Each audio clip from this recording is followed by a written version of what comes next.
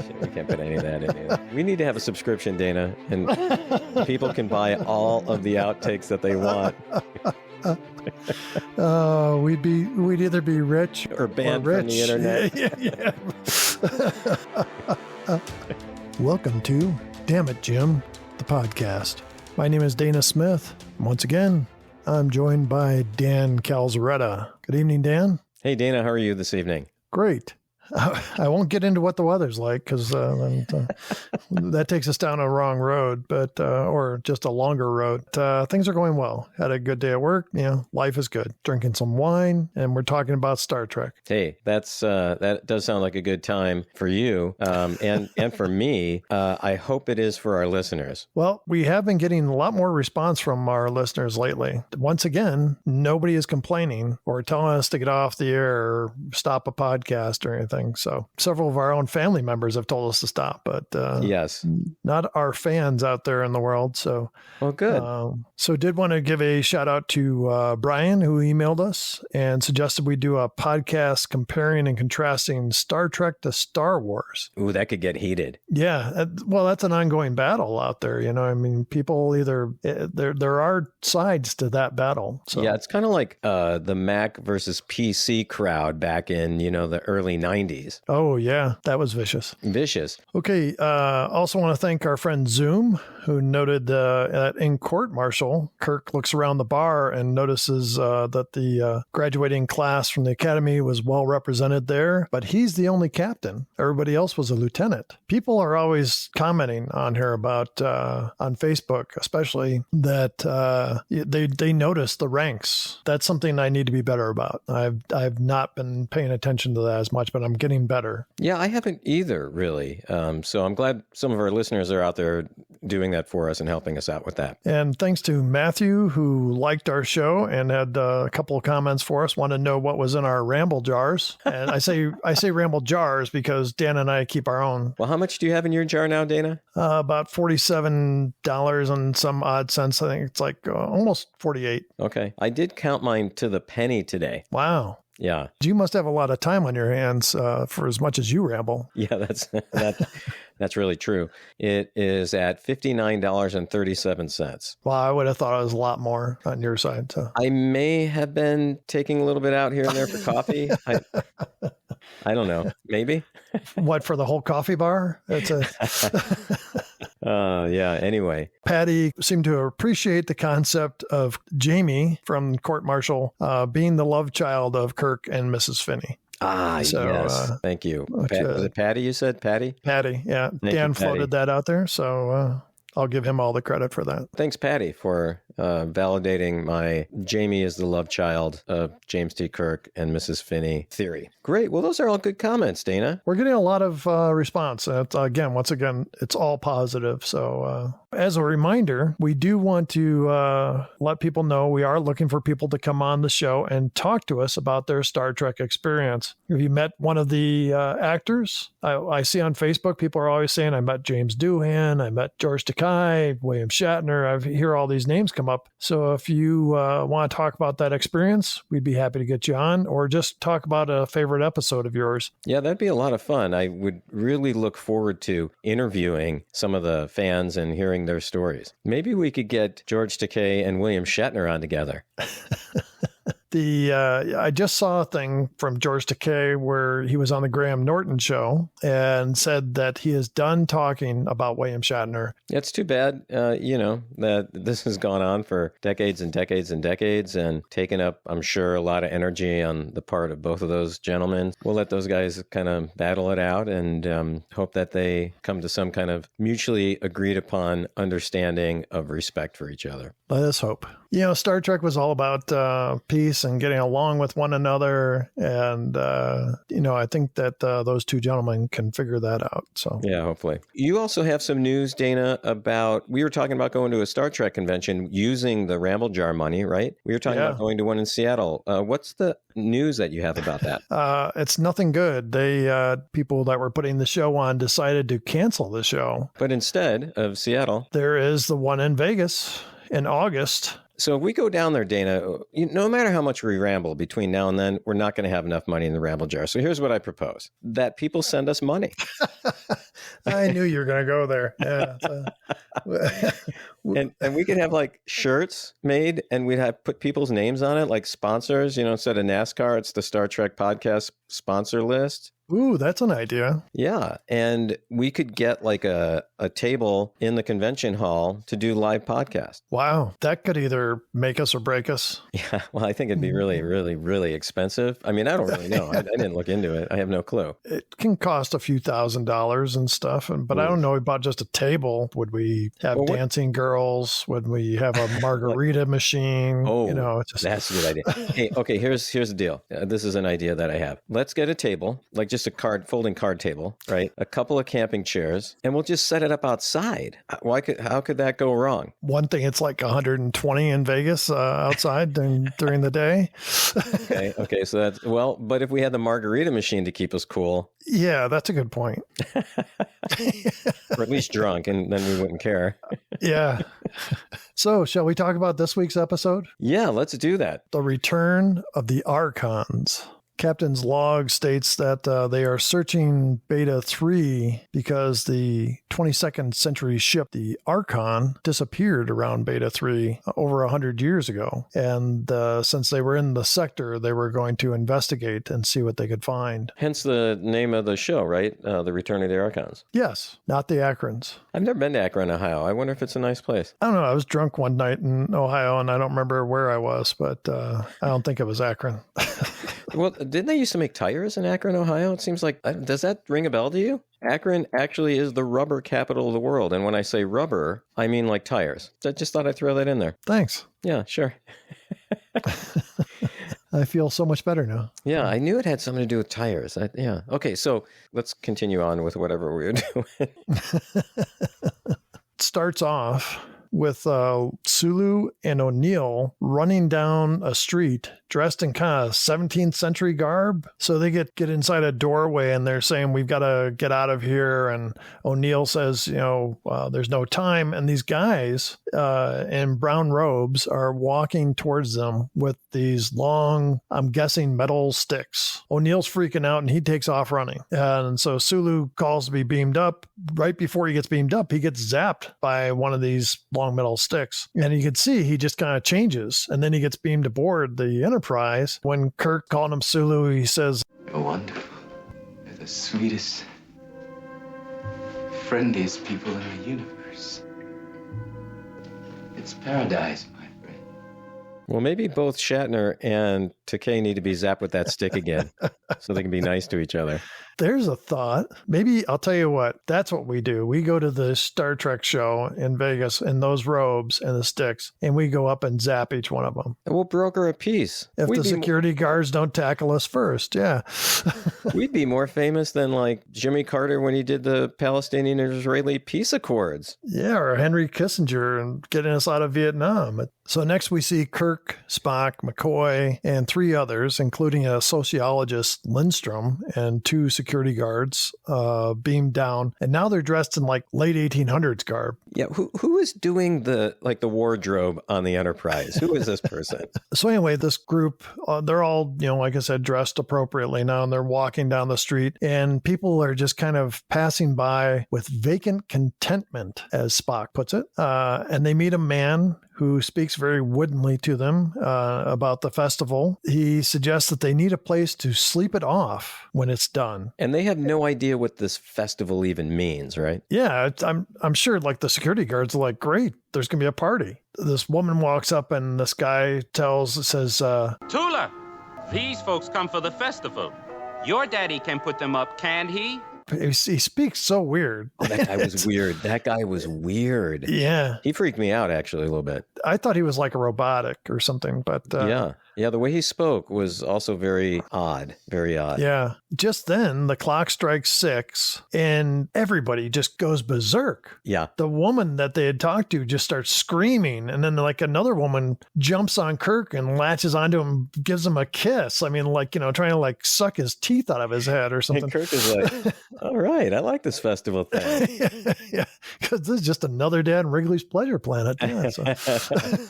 But yeah, people are like throwing rocks through the windows and start fighting and stuff. It's just total mayhem. Yeah. And so the team kind of runs towards one of the buildings and like, let's get out of here. They're getting attacked by all those people, like you said, and they're running away. And people are throwing rocks at them. A huge rock, the size of it like a softball, comes flying in, hits one of the landing party right on the head and bounces straight up. Come on now.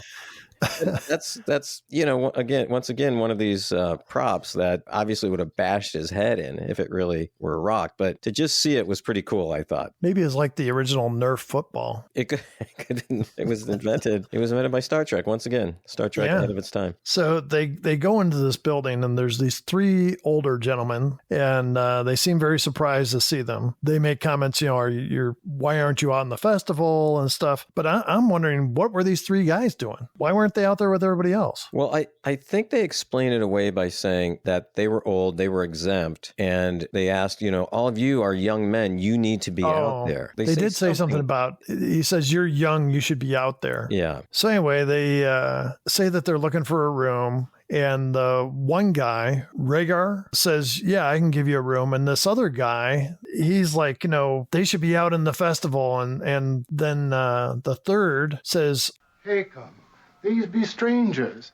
The valley has different ways. Do you say that Landru is not everywhere? No, of course not. It's simply that they may have different ways.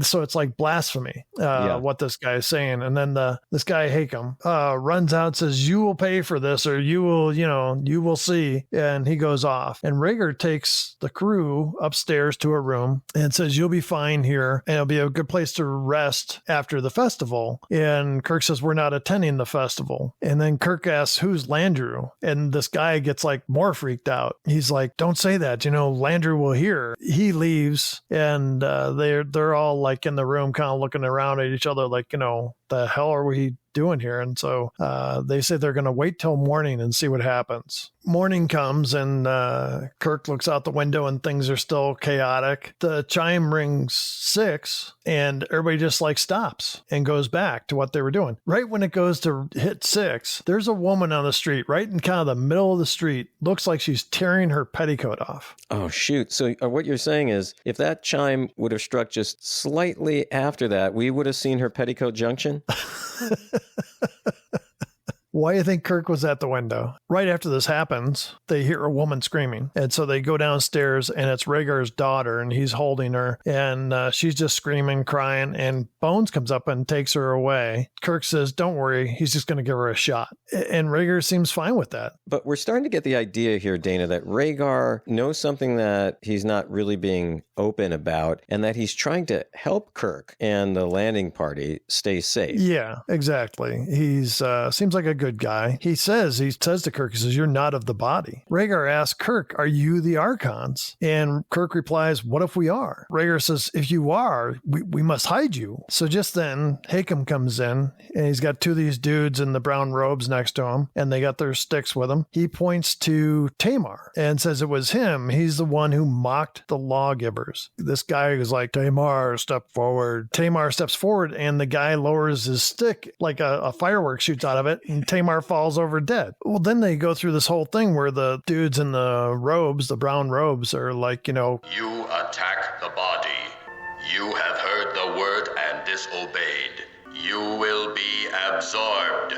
The good is all. Landru is gentle. You will come. And Kirk goes, no, we're not going. And this really throws these dudes in the brown robes. They're just like, don't know how to reply. And Spock comes over and says, it seems like they've never dealt with disobedience before. In fact, they're called the lawgivers. Is that right? The lawgivers, yeah. But it's clear that the lawgivers are there to enforce the will of Landru, whoever this Landru guy is. Exactly. So these two lawgivers turned towards each other, and then they turned back and said, maybe you misunderstood. I love that. I will rephrase it for you. I love that.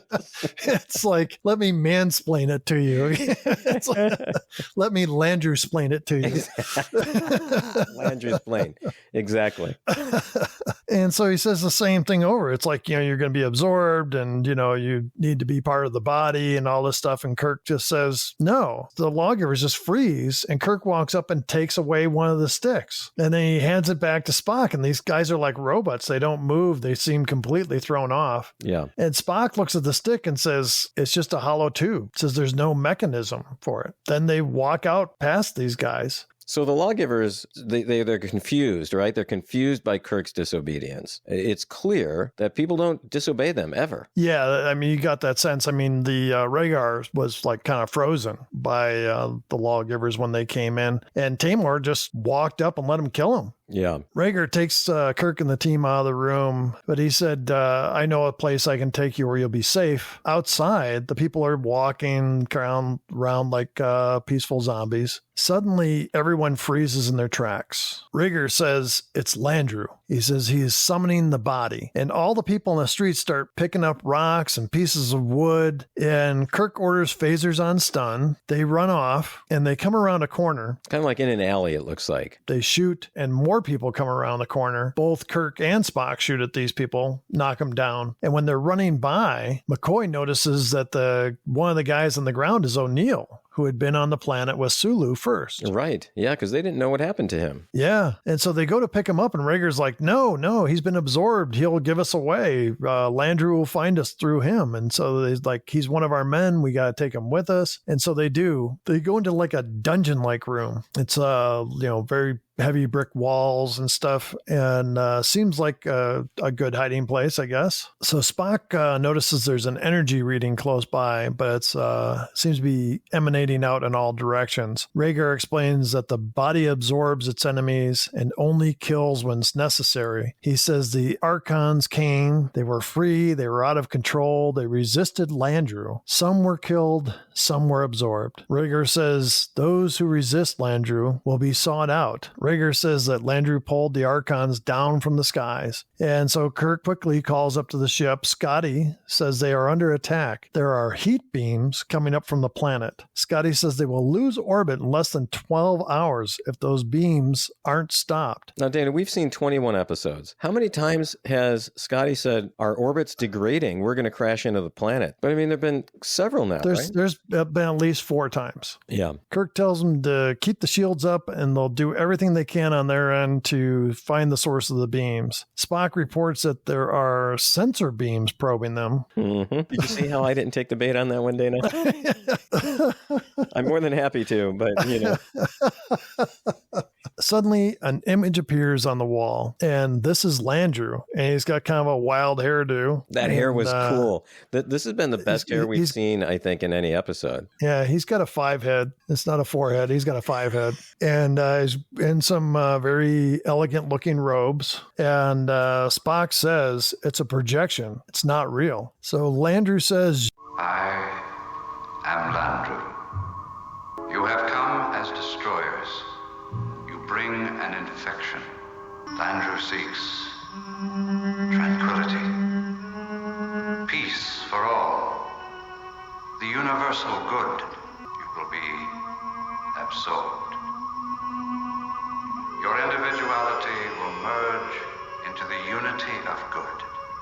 Then all of a sudden this sound starts coming. It knocks out everybody there. Rhaegar passes out first. A couple of the crewmen fall. What's funny is everybody else looks like they're in pain. And Kirk looks like he can't decide whether or not to lay down and take a nap. He's just really slowly moving towards the table. And he's got like his one arm up and like a shaking a fist kind of a thing. And then he kind of collapses on the chair and falls down. So the landing party wakes up in a cell. Their phasers and communicators are all gone. Kirk goes around, wakes everybody up. And they notice that McCoy and O'Neill and Rhaegar are all gone. They're discussing what's happened, and Spock notes that the lawgivers react to the non-compliance in a similar way that a computer would when given the wrong information. So Spock's been thinking about these lawgivers and how they reacted when they first ran into the landing party and Kirk disobeyed them, right? Yeah. McCoy and O'Neill come back and they are all overly friendly, all one under Landru, like they've been brainwashed. McCoy doesn't even recognize Kirk Kirk or Spock and says, "You are strangers here, aren't you? You are not of the body." Two of the guards come in and take Kirk. Spock asks McCoy what will happen to Kirk. He goes to meet Landru. Happiness is to all of us, blessed by Landru.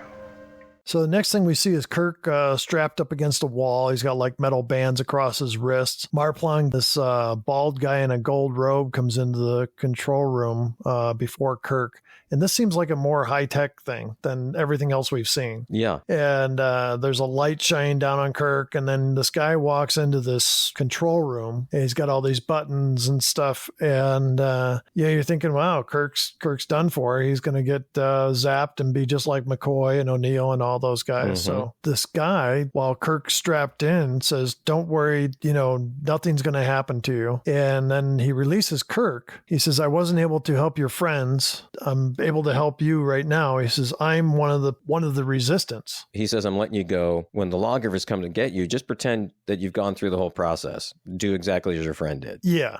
But he passes by Spock and does the, peace be with you kind of a thing, joy to you. And Spock is left kind of standing there like, oh, that's it, Yeah, because he doesn't know Kirk's acting. When we go back, Spock is against the wall, and the bald guy says, "Not to worry, my friend, you will suffer no effects." Spock returns to the cell, and Kirk says, "Peace and tranquility to you." And then Kirk sees that Spock is unchanged, and Spock warns that McCoy will work against them and that they must be careful of him. McCoy's in the cell there. Spock, Kirk, and Lindstrom are kind of around the corner in this room, kind of whispering, right? Because they know that if McCoy or O'Neill hear them, they will know they're not of the body and then call in these lawgivers. Yes. And even McCoy stands up and says, "You're whispering, and that's not the way." Kirk quickly replies, "Peace and harmony to you, my friend." And McCoy seems happy with that. Kirk pulls Lindstrom and Spock aside. Spock says, "This is a soulless society, Captain. It has no spirit, no spark." Mr. Spock, the plug must be pulled. Sir. Landru must die. Captain, our prime directive of non-interference. That refers to a living, growing culture. Do you think this one is? and this is the first time we ever hear this, prime directive of non-interference in Star Trek. Marplon and Rager enter the room. They're all smiles. McCoy stands up when they come in. Marplon gives them their communicators, and Kirk asks about Landru, and Marplon says, prophecy says, and Kirk cuts him off and says, if you want to be free of Landru, I'll need your help. McCoy comes up and points to them. He says, you're not of the body. Kirk tries to fool him and says, peace, but then McCoy goes to strangle him. O'Neill goes to hit Spock, and Spock kind of just tosses him aside. And then Kirk breaks free of McCoy, and somehow he knocks McCoy out. Yeah. I don't know if you noticed this. There's like no punch, nothing. He basically gets his hands off of him, and McCoy crumbles like a sack of potatoes. Just then the lawgivers come in, and Kirk and Spock knock them out. Kirk has a bigger fight, and Spock just uses a right cross and knocks out the lawgiver that was approaching him. I found this really interesting, Dana, that Spock punches somebody. From what I saw, it looked like a good right cross. And then Kirk looks at him and says, isn't that something somewhat old-fashioned? And Spock doesn't even reply. He says, but just says something like, take their robes. Kirk turns back to Rhaegar, and Marplon says, where is Landru? And these guys seem kind of reluctant to help, even though they're the underground, they're the resistance. And then Marplon looks like he's going to cry. And Kirk says, snap out of it. Act like a man. Oh, gosh. And he says, tell me about Landru. What happened? And Rager reveals that Beta 3 was at war and was in danger of destroying itself. Landru, one of the leaders, took the people back to a simpler time. And Marplon claims Landru is still alive. Kirk says, you want your freedom? It's time you learned that freedom is not a gift. It has to be earned. All of a sudden, Rager breaks down and says he was wrong. He submits to Landru, and he calls on the lawgivers, and he's like, really going frantic, and he's trying to get away, and Spock does the Vulcan nerve pinch on him, and then Kirk turns back to Marplon and says, take us to Landru. Kirk and Spock are wearing the lawgivers' robes. Right, they're in disguise, right? Yep, and they've got the staffs with them, and so then they go through this other door, and he says, this is the hall, this is the room where Landru speaks, and Kirk and Spock get out of the robes. Kirk calls to Landru, Landru and says, "We are the Archons." And then we see the face of Landru on the wall. Landru says, "Despite my efforts to save you, you have caused harm. For the good of the body, you must die." Kirk says, "We have no intentions of causing harm, and we do not intend to die." Mm-hmm. Gotta like that. Landru says the body must be cleansed. Kirk tries to speak to him, and Spock again says it's only a projection. Kirk and Spock use their phasers and fire at the projection, and when they do, the image disappears and they make a hole in the wall. They can see the computers behind the wall. By the way, I think the shape in the wall looks a lot like the shape of the portal in the city on the edge of the Forever. Yeah. Spock says, a machine's concept of perfection. Spock and Kirk go to fire on the computer, but there's a loud noise and a light, and the phasers don't work. And Kirk reasons with the computer that Landru died 6,000 years ago. And the computer says, "I am Landru. I have his knowledge, his language." Kirk says, "You are a machine." Landru says, "You must be obliterated." Kirk and the machine, Landru, can't keep going back and forth. And each time the machine talks, it sounds a little bit more kind of fragile, a little weaker. Kirk asks, "What is the good?" The machine answers, "I am Landru." Kirk says, "Landru is dead. You have disobeyed your prime directive. The body is dying. You are destroying it." And Kirk asks, "What have you done to do justice to the full potential to the body?" Without freedom of choice, there is no creativity. Without creativity, there is no life. The body dies. The fault is yours. And as Kirk is talking to the computer starts blowing up and catches fire and stuff. I mean, he literally talks the computer to death. Yeah. I had a girlfriend like that once. Could talk a stone into crying. It was Oh, I'm so tempted to ask the story there, but we'll talk about it later, Dana.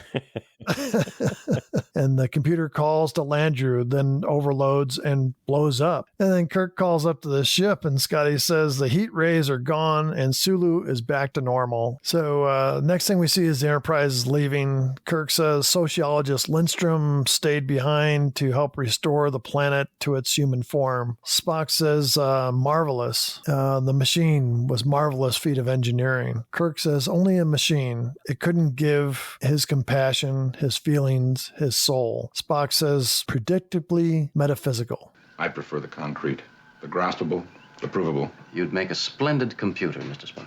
That is very kind of you, Captain. And then Lindstrom calls up and says that there have already been some fights and some other issues, but it's all very human. Spock says how often mankind has wished for a world as peaceful and serene as the one Landru provided. Kirk says, and we never got it. Just lucky, I guess. And that's how the show ends. So, Dan, what do you think of themes, dilemmas here? Got any ideas? Well, I think that last interaction between Spock and Kirk sums up what may be the main dilemma that is posed by this episode. Is it better to live in a society where, maybe you don't have free will to make all decisions, but you don't have any concerns? You don't have concerns about money. You don't have to worry about war or crime. What do you think is best, Dana? I mean, what you're describing is kind of like what Marx wrote about as the Communist Manifesto. Was this Groucho Marx? No, his brother. Carl. Yeah. With a K. With a K. Yeah. Always wanted to be different, grew the whole beard and everything. The whole thing.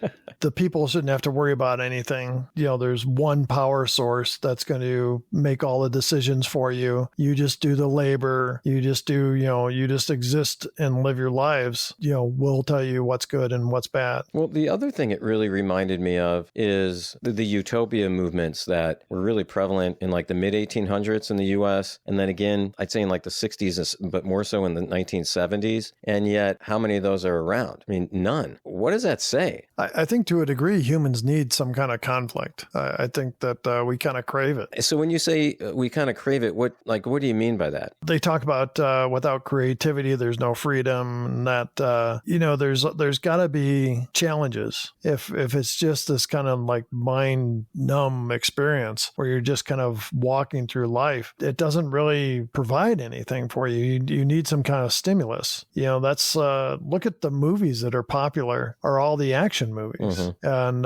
where there's a great deal of conflict inside of them, and people kind of crave that. They do, and so it's maybe they're not seeking it in their own lives, but we all need that to some degree, I think. But it still kind of begs the question, would it be better to live in a society where we didn't have free will, if that's even real? I mean, some philosophers believe free will is an illusion, but would it be better to live in a society that has peace and we have less self-control?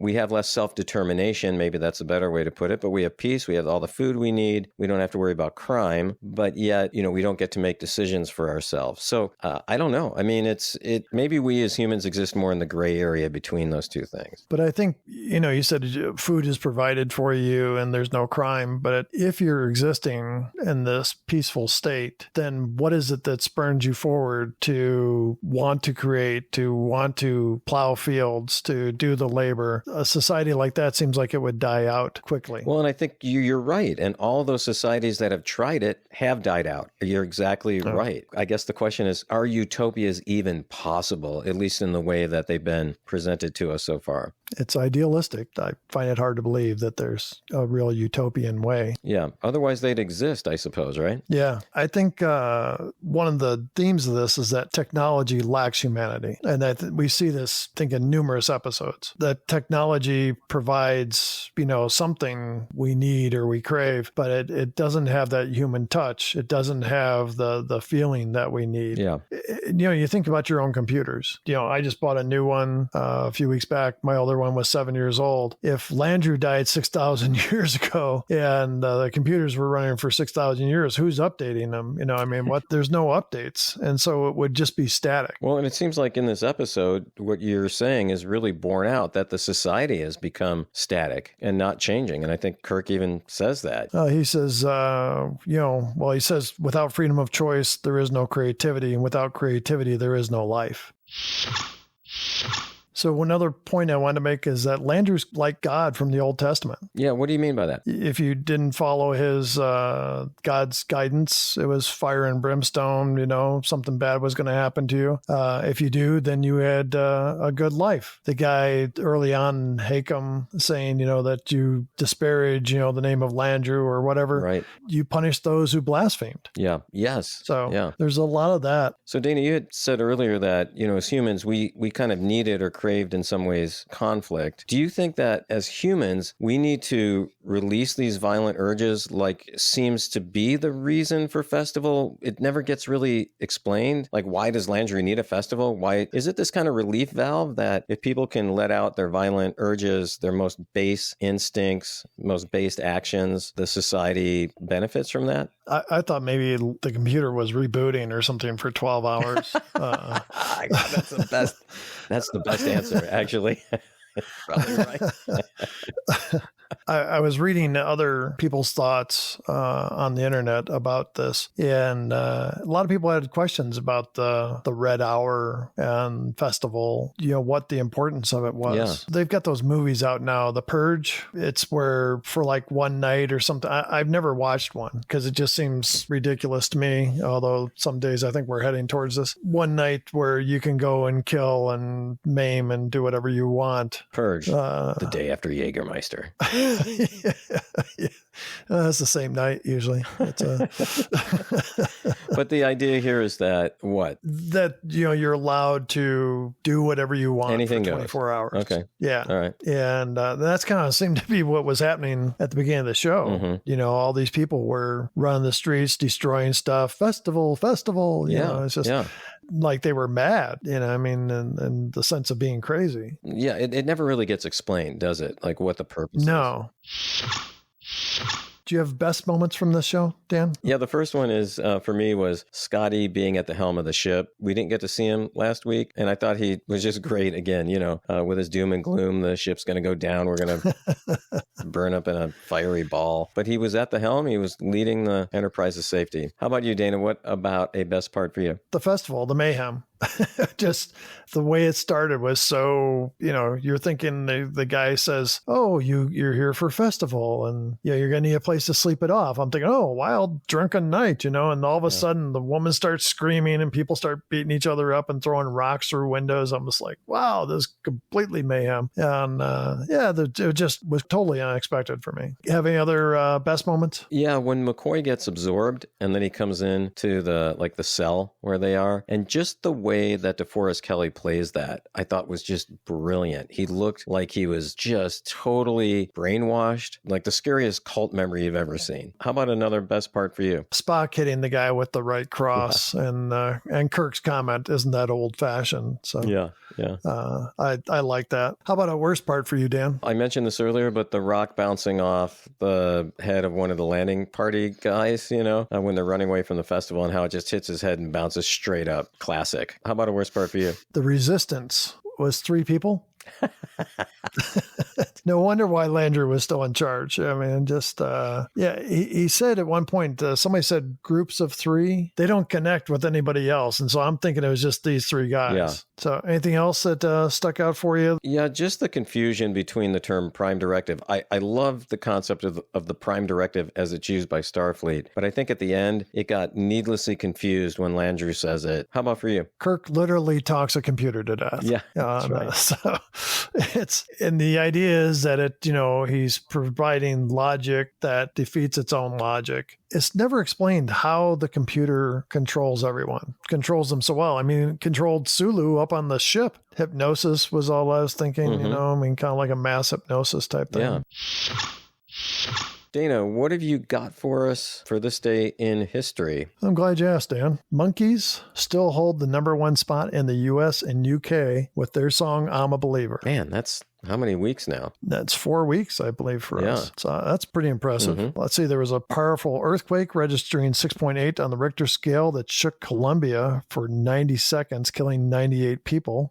Soviet Prime Minister Alexei Kosygin met Queen Elizabeth II in London and was received at Buckingham Palace for a state dinner, marking the first time that a British monarch had received a Soviet leader. Here's one for you, Dan. The first of 7 victims of the Kenosha killings. A 17-year-old girl disappeared after leaving her home to walk to a drugstore. All the people murdered between 1967 and 1981 lived between 64th Street and 67th Street in Kenosha, Wisconsin. The serial killings would remain unresolved for 50 years. Wow, that's weird. It seems like I've heard this story because I did go to school for a couple of years in Wisconsin. So probably as one of the bartenders that was telling me this story before. Okay.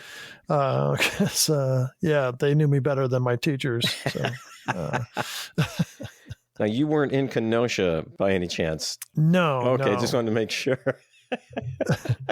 And it ended just when I was going to school. Oh, okay, good. So you've been cleared. You're no longer a person of interest. I mean, you're an interesting person. You're just no longer a person of interest. Wow, some crazy stuff happened on that day. Let me finish on a positive. Oh, good. Oh, thank God. Yeah. Okay. Cellist and performance artist Charlotte Moorman was arrested by the New York police at the filmmaker's Cinematheque, where she was playing Brahms' Lullaby as part of Nam June Pak's production, the opera Sextronic. Oh. Moorman would receive a suspended sentence for indecent exposure because she played the cello in public while topless. You're right. That is a positive note. Wow. That's weird. Strange but true. In 1967. So that would have been right on the edge, probably. Now it'd be like... People wouldn't even notice. No, they would not know.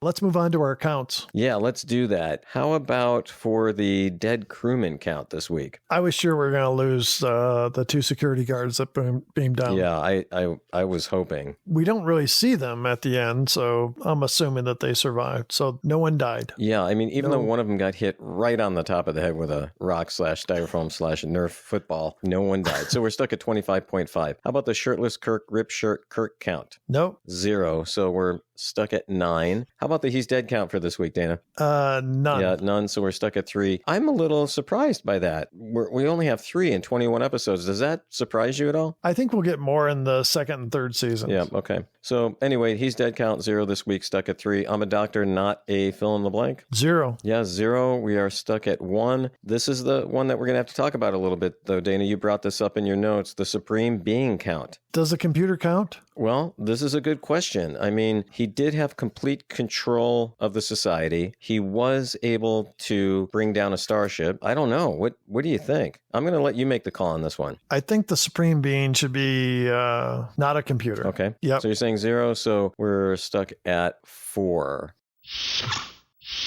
Hey, Dan, here's an interesting side note before we say goodnight. Okay. The name Archon doesn't really fit with Starfleet's traditional pattern of ship nomenclature. Most often, the starships mentioned in Star Trek are named after historic Earth naval vessels. Oh. The Enterprise, for example, is one of the top-of-the-line starships designed for long-range exploration. Among them, Constitution, Constellation, Defiant, Endeavor, Excalibur. So Archon, however, is a Greek word that means ruler, contained the same root as monarch and hierarchy. Not really a snug fit with the fleet dedicated to peace and exploration. Yeah, no.